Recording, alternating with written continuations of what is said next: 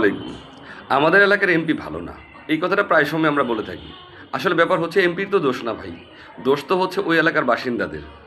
কারণ কখনো কি এরকম হয়েছে যে ওই এলাকার বাসিন্দারা নির্বাচনের আগে ঠিক করেছে যে আমাদের এলাকার মধ্যে কী কী উন্নয়নের প্রয়োজন বা কী কী ডেভেলপমেন্টের আপনার প্রয়োজন, আগামী 5 বছরের মধ্যে আমরা কী করতে চাই ওই এলাকার মধ্যে?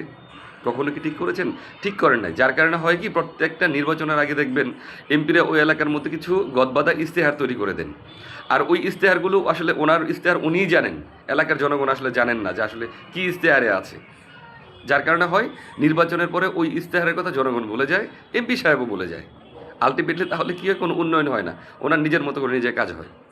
আচ্ছা, তাহলে এই প্রবলেম থেকে সমাধানের উপায়টা কি? এই প্রবলেম থেকে সমাধানের উপায় খুব সহজ।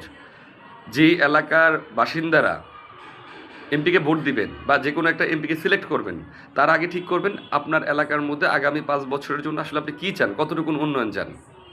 ওই উন্নয়নের একটা মানে ওই ডেভেলপমেন্টের একটা লিস্ট তৈরি করবেন যে আমার এলাকার মধ্যে আমি আগামী 5 বছর এই জিনিসগুলো করতে চাই। জনগণরা মিলে করবেন সেটা। দেন হচ্ছে বিভিন্ন যে প্রার্থীগুলো আছে তাদের কাছে ওরাই আসবে, ওরা কমিটমেন্ট দিবে যে আমি এই কাজগুলো করে দিব। তখন আপনারা ক্লেরিফাই চাবেন যে আপনি কীভাবে করবেন, কোন দিন করবেন। 5 বছর মানে নেয়ার ওপর 1800 কত 25-26 দিনের মতো ওয়ার্কিং ডে মনে হয়। ওই ডেগুলোতে আপনি কীভাবে কোন দিন কোন কাজগুলো করবেন আমাদেরকে একটা লিস্ট দিয়ে এবং এটার একটা প্রেজেন্টেশন দেন। আপনি যদি প্রেজেন্টেশন দিতে পারেন, যদি মনে হয়ে থাকে যে আপনি এই কাজগুলো করতে পারবেন, দেন হচ্ছে আমরা হয়তো সিলেক্ট করবো আপনাকে। আপনি যদি করতে না পারেন, আপনি যদি যোগ্য মনে না হয়, যদি মনে হয় যে বাটপারি করতেছেন আমাদের সাথে, তাহলে হচ্ছে আমরা আপনাকে সিলেক্ট করবো না।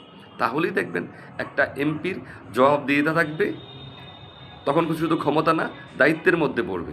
উনি শুধুমাত্র এলাকায় বাদ দিয়ে ঢাকা শহরে এসে বসে থাকবে না, ওনার কাজ প্রপার হইতে হবে। মতামত জানাতে পারেন এই সিস্টেমটার সাথে। ধন্যবাদ।